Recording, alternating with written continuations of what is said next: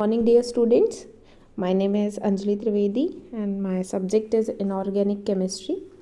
Today we are discussing about miscellaneous compound, which is our fourth unit. And earlier we have discussed our 3 unit, which is unit 1, 2 and 3. And today we'll discuss about miscellaneous compounds.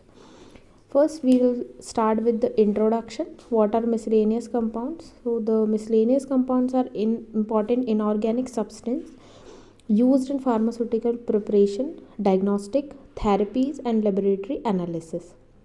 Miscellaneous compounds are inorganic chemical substances that do not belong to a single specific class but are used for various pharmaceutical purposes such as treatment, prevention, diagnosis of disease और as pharmaceutical ads.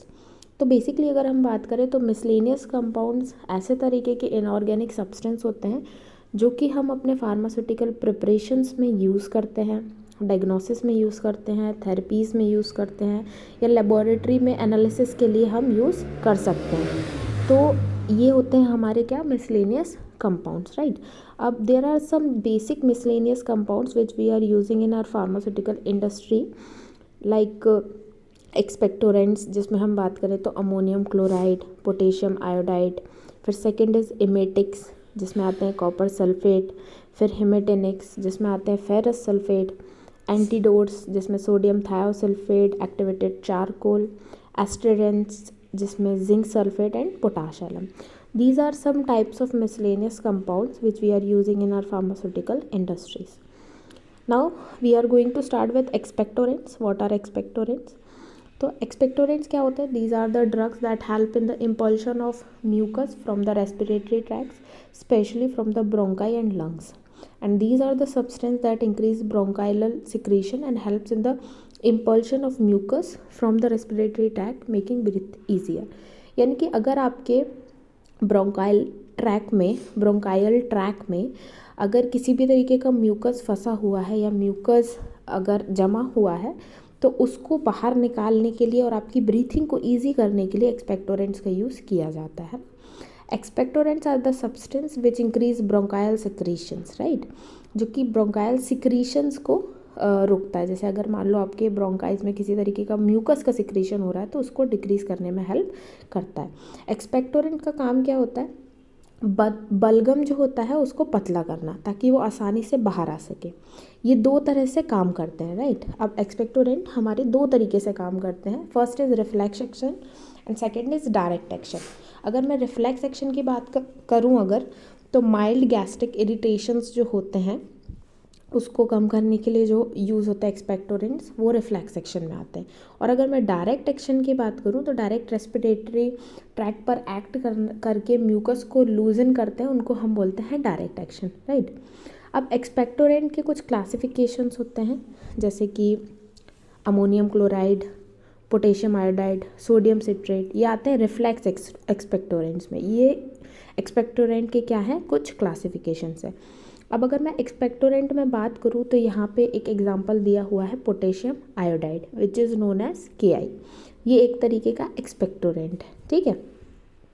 अब ये इसका preparation अगर हम देखें तो ये बनता कैसे है? आपको आयोडीन लेना है और आयोडीन को आपको पोटेशियम हाइड्रोक्साइड के साथ रिएक्ट करवाना है. आप जब उसको रिएक्ट करवा दोगे तब आपका जो पोटेशियम आयोडाइड है उसका फॉर्मेशन हो जाएगा with water as a by product, right. Here small reaction is written, the reaction between iodine and potassium hydroxide, right. Now what are the properties of potassium iodide? It is white और colorless crystalline powder. crystals इसमें होते हैं. odorless होता है, मतलब इसमें कोई भी स्मेल नहीं होती है. वाटर में, अल्कोहल में सॉल्युबल होता है, राइट. अगर हम एक्सपेक्टोरेंट की यूजेस की बात करें तो जहाँ बलगम आता है उसके कफ को कम करने के लिए यूज़ जो किए जाते हैं उसको हम एक्सपेक्टोरेंट बोलते हैं. एक्सपेक्टोरेंट इन क्रोनिक ब्रोंकाइटिस और अस्थमा में यूज़ किए जाते हैं. आयोडीन की डिफिशियंसी को ट्रीट करने के लिए यूज़ किए जाते हैं. थायराइड डिसऑर्डर्स को भी ट्रीट करने के लिए यूज़ होते हैं एक्सपेक्टोरेंट्स, ठीक है.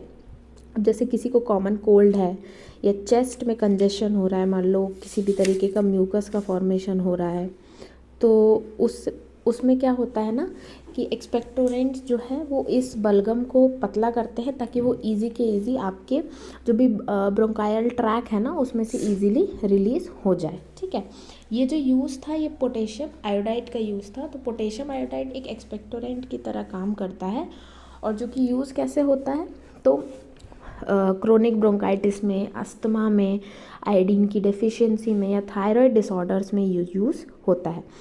पोटेशियम आयोडाइड को हम एक बहुत ही वेल क्लोज्ड कंटेनर में स्टोर करके रखते हैं ताकि वो लाइट से क्या रहे, प्रोटेक्टेड रहे। ठीक है, अभी नेक्स्ट हमारा अगर हम एक्सपेक्टोरेंट की बात करें तो that is ammonium chloride NH4Cl। इसकी कैटेगरी क्या है, expectorant. This is also known as one of the expectorant. अब इसका अगर मैं प्रिपरेशन देखूँ तो it is prepared by neutralisation of ammonia with hydrochloric acid. हम अमोनिया को और हाइड्रोक्लोरिक एसिड को जब रिएक्ट कराते हैं तो हमारा अमोनियम क्लोराइड जो है उसका फॉर्मेशन होता है, राइट। प्रॉपर्टीज़ की अगर मैं बात करूँ तो अमोनियम क्लोराइड की प्रॉपर्टीज़ है कि वाइट क्रिस्टलाइन पाउडर होता है, ओडोरलेस होता है, सलाइन कूलिंग टेस्ट होता है और फ्रीली सॉल्युबल इन वाटर होता है। Uses for ammonium chloride is expectorant है, सिस्टमिक और यूरिनरी एसिडिफायर्स में यूज़ होता है, कफ सिरप वगैरह में भी ये यूज़ किया जाता है। यहाँ पे इसका एक छोटा जो मैकेनिज़्म लिखा हुआ है कि मतलब ये वर्क कैसे करता है ना, तो वो आप देख लीजिए। Now the second topic is emetics. What are emetics? Emetics are substances that induce vomiting and are used mainly in poisoning cases। जैसे इमेटिक्स जो सब्सटेंस होते हैं ना वो इन सिंपल ड्रग्स में अगर मैं बात करूँ वो ड्रग्स होती हैं जो जानबूझकर उल्टी करवाने का काम करती हैं, उनको हम इमेटिक्स कहते हैं। जैसे पुराने ज़माने में पॉइजनिंग के केसेस में काफ़ी यूज़ की जाती थी, किसी ने कोई ऐसी गोली खा ली या मान लो कुछ ऐसा फंस गया उसके गले में तो उल्टी करवाने के लिए जो यूज़ किए जाते हैं उनको हम इमेटिक्स बोलते हैं। So emetics are drugs which produce vomiting by irritating the gastric mucosa और by stimulating the vomiting centre of in the brain.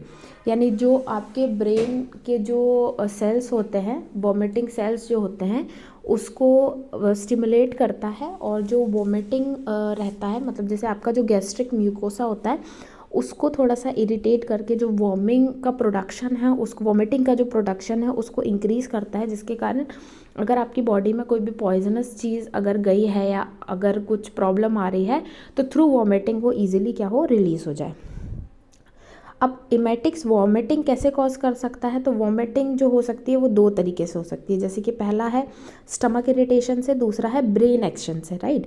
अगर ब्रेन का कोई सेल अगर ऐसा हमारे अगर न्यूरॉन्स अगर ब्रेन को ऐसा कोई सिग्नल दें कि हमारी बॉडी में ऐसे तरीके का कोई बैक्टीरिया प्रेजेंट है जिसको बॉडी से बाहर निकालना है, तो हम उस टाइम पे हम क्या करेंगे, इमेटिक्स जो ड्रग्स होती है उनका यूज़ करेंगे ताकि थ्रू वॉमिटिंग जो कोई भी बैक्टीरिया है या कोई ऐसी पॉइजनस चीज़ अब हमारी बॉडी से इजीली रिलीज़ हो जाए, राइट।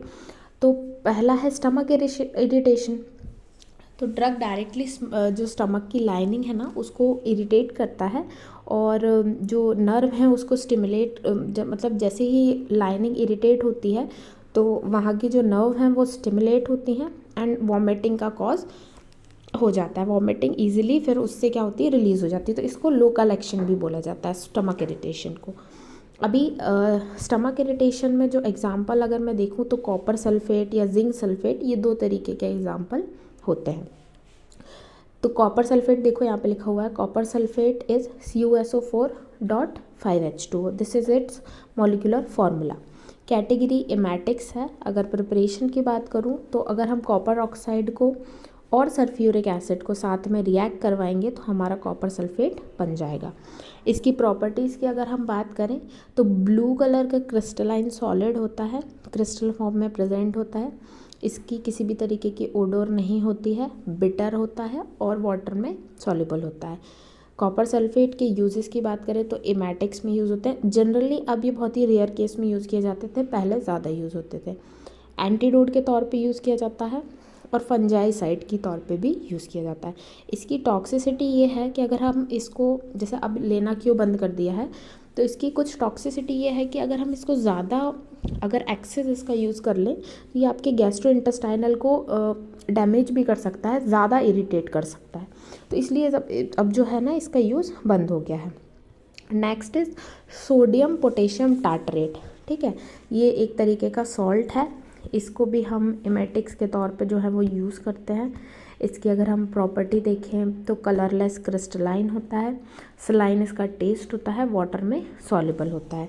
ठीक है, यूजेस अगर हम बात करें तो माइल्ड एमेटिक है, लेग्जेटिव है, और एफेवरेसेंट जो प्रिपरेशंस होती हैं, यानी कि जो आपकी एस्पिरिन हो गई, आप देखते हो एफरवेसेंट मतलब जो कि आपका CO2 रिलीज़ करे, उसको एफरवेसेंट प्रिपरेशंस बोलते हैं। जो कि CO2 या बबल रिलीज़ करे उसको हम एफरवेसेंट प्रिपरेशंस बोलते हैं। जैसे कि आपने देखा होगा एस्प्रिन, इनो, ये सब जो क्या है, ये एफरवेसेंट प्रिपरेशंस हैं। ये क्या करते हैं, CO2 को रिलीज़ करते हैं।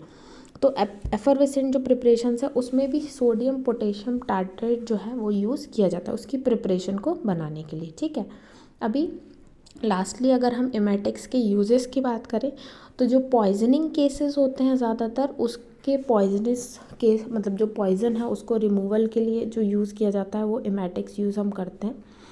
अगर हम बात करें तो फर्स्ट एड की इमरजेंसी में भी यूज़ किया जाता है। आजकल रूटीन प्रैक्टिस में एमेटिक्स का यूज़ कम हो गया है क्योंकि गैस्ट्रिक जो होते हैं एक्टिव चारकोल्स वगैरह ये ज़्यादा सेफ़ माने जाते हैं, इसलिए हमने क्या कर दिया, एमेटिक्स का आजकल जो यूज़ है वो काफ़ी कम हो गया है in comparison to earlier. Okay, so this is the topic for today which is emetics and expectorants present in this unit.